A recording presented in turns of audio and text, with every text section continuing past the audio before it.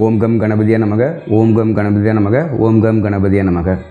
குலதெய்வத்தின் பேர் அருளாலும் நவ கிரகங்களின் பேர் அருளாலும் முன்னோர்களின் ஆசியாலும் எல்லோருக்கும், இந்த உலகத்தில் உள்ள எல்லோருக்கும் எல்லா நலமும் பலமும் கிடைக்க நான் பிரார்த்தித்துக் கொள்கிறேன்.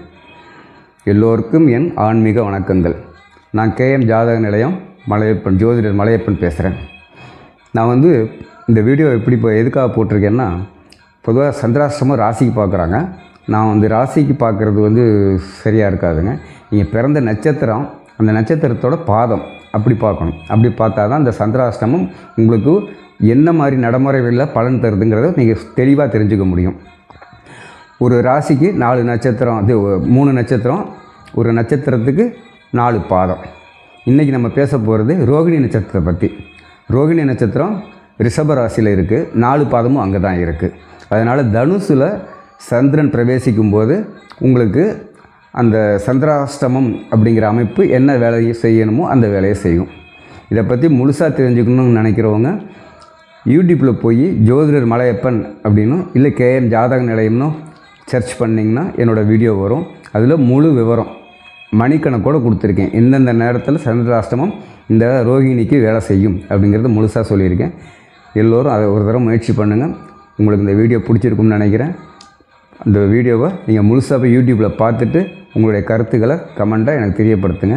முக்கியமாக இது ராசிக்கு மட்டும் பார்க்கக்கூடிய கருத்து கிடையாது. நீங்கள் லக்னத்துக்கும் சந்திராஷ்டமம் பார்க்கணும். அதை பற்றியும் விரிவாக நான் யூடியூப்பில் சொல்லியிருக்கேன். நேரம் கருதி நான் எந்த இடத்துல நான் குறைவாக பேசுகிறேன். நீங்கள் யூடியூப்பில் பாருங்கள், எல்லாம் விரிவாக உங்களுக்கு சொல்லியிருக்கேன். நன்றி, வணக்கம். ஓம் கம் கணபதியே நமக, ஓம் கம் கணபதியே நமக, ஓம் கம் கணபதியே நமக.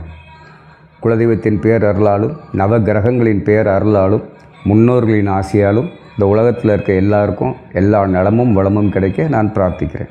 எல்லோருக்கும் என்னுடைய ஆன்மீக வணக்கங்கள். நான் KM ஜாதக நிலையம் ஜோதிடர் மலையப்பன் பேசுகிறேன். நான் இந்த வீடியோவில் இந்த ஆடி மாதம் ஒவ்வொரு நட்சத்திரத்துக்கும் சந்திராஷ்டமம் என்ன செய்யும்னு சொல்லி தனித்தனியாக வீடியோ போட்டுட்ருக்கேன். இந்த வீடியோவில் ரோகிணி நட்சத்திரத்துக்கு இந்த சந்திராஷ்டமம் என்ன செய்ய போகுது அப்படிங்கிறத விரிவாக சொல்கிறேன். இந்த ரோகிணி நட்சத்திரத்தோட 4 பாதமும் ரிஷப ராசியில் இருக்குது. அப்போது அதோட 8வது இடமான தனுசில் சந்திரன் பிரவேசிக்கும் போது சந்திராஷ்டமம் செயல்படும். இதில் பார்த்திங்கன்னா சந்திராஷ்டமங்கிறது 2.25 நாள்னு பொதுவாக பார்க்கக்கூடாது. நீங்கள் பிறந்த நட்சத்திரம் அதோட பாதத்தை வச்சு பார்த்திங்கன்னா அந்த பாதத்தோட கணக்கில் உங்களுக்கு வெறும் 6.5 மணி நேரம் தான் சந்திராஷ்டமம். ஸோ ஒவ்வொரு பாதத்துக்கும் சந்திராஷ்டமம் எந்த தேதியில், தமிழ் தேதி, ஆங்கில தேதி, ஆரம்பிக்கிற நேரம், முடிகிற நேரம் எல்லாம் இந்த வீடியோவில் விளக்கமாக தரப்போகிறேன். இதில் இன்னொரு விஷயம், நீங்கள் ராசிக்கு சந்திராஷ்டமம் பார்த்திங்கன்னா அது 30% தான் செயல்படும். நீங்கள் பிறந்த லக்னத்துக்கும் நீங்கள் சந்திராஷ்டமம் பார்க்கணும். நீங்கள் 2.25 நாள் பயப்படுறத விட 6.5 மணி நேரம் சுருக்கியாச்சு.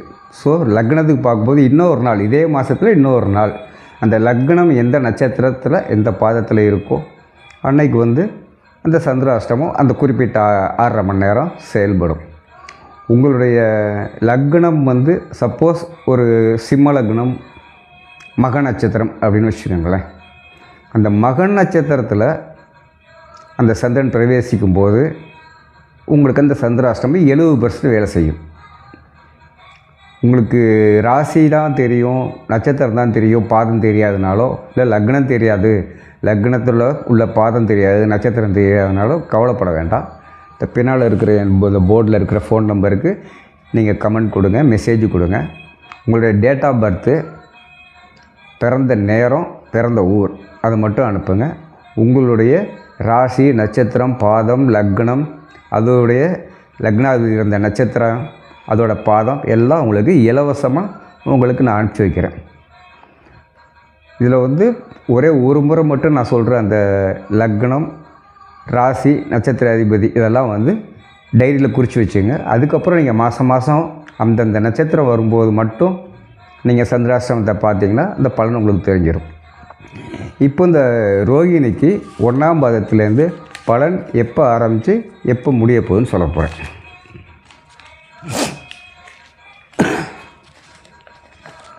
ரோகிணி நட்சத்திரத்துக்கு திங்கட்கிழமை, அதாவது ஆடி 11ஆம் தேதி ஜூலை 27 1ஆம் பாதத்துக்கு விடிகாலம்புற 3:32க்கு ஆரம்பித்து, அதாவது நீங்கள் தூங்கிட்டு இருக்கிற நேரத்தில் ஆரம்பித்து 10:13 AM காலம்புற 10:13 AM வரையும் செயல்படும்.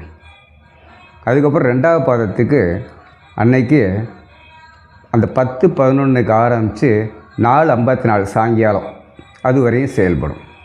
3ஆவது பாதத்துக்கு அதே ஆடி மாதம் 11ஆம் தேதி ஜூலை 27 சாயங்காலம் 4:54க்கு ஆரம்பித்து இரவு 11:34 வரையும் செயல்படும்.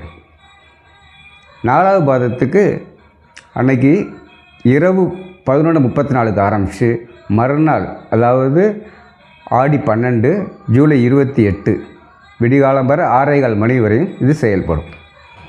சப்போஸ் உங்களுக்கு லக்னம் இந்த சந்திரன் இருக்கிற அமைப்பு இந்த நட்சத்திரமாக, அதாவது ரோகிணி நட்சத்திரமாக அவங்களோட லக்னம் இருந்தால், லக்னாதிபதியாக இருந்தால் நிச்சயமாக நான் சொன்ன மாதிரி 70% பலன். நீங்கள் இப்போ ராசிக்கு தான் பார்க்குறீங்க அப்படின்னா லக்னத்துக்கு பார்க்கல. பிறந்த ராசி, நான் மேச ராசியில் பிறந்தேன், ரிஷப ராசியில் பிறந்தேங்கிற மாதிரி ரிஷப ராசியில் ரோகிணி நட்சத்திரம் பிறந்திருந்தீங்கன்னா அதுக்கு பார்க்கும்போது 30% தான். சரியா? அது ரிஷப ராசியில் நீங்கள் ரோகிணி நட்சத்திரம் உங்களுக்கு லக்னமாக இருந்தால் இந்த பாத கணக்கில் 70% வேலை செய்யும். இந்த தூரம் வலதுபுற சந்திரனாக இருக்கிறதுனால இந்த சந்திராஷ்டமம் உங்களுக்கு பெரிய அளவில் பாதிக்காது. சின்ன சின்ன ஒரு மறதிகளை கொண்டு விடும். ஏதாவது ஒரு பொருளை வச்சு தேடுவீங்க, எதையாவது சொல்லணும்னு நினச்சிருவீங்க, சொல்ல முடியாது. இல்லை யாருக்காவது ஃபோன் பண்ணணும்னு நினச்சிருப்பீங்க, முடியாது. இல்லை ஏதோ ஒரு இடத்துக்கு போகணும்போது கொஞ்சம் லேட்டாக போகிறது, இந்த மாதிரி சின்ன சின்ன விஷயங்கள் வரும். ஆனால் அது பாதிக்காது. உடனே தொலைச்ச பொருள் கிடச்சிரும். எதுவும் உங்களை விட்டு கையை விட்டு போகாது. நல்ல விதமாக தான் இருக்கும். இதுவரை இந்த வீடியோவை பொறுமையாக பார்த்தவங்களுக்கு என்னுடைய நன்றி. எல்லோரும் இதை ஒரு முறை விரும்பி பார்த்துருப்பீங்கன்னு நினச்சிட்டு நான் உங்கள்கிட்ட விடைபெறுறேன். நீங்கள் எல்லோரும் எனக்கு சப்ஸ்கிரைப் பண்ணுங்கள். நன்றி, வணக்கம்.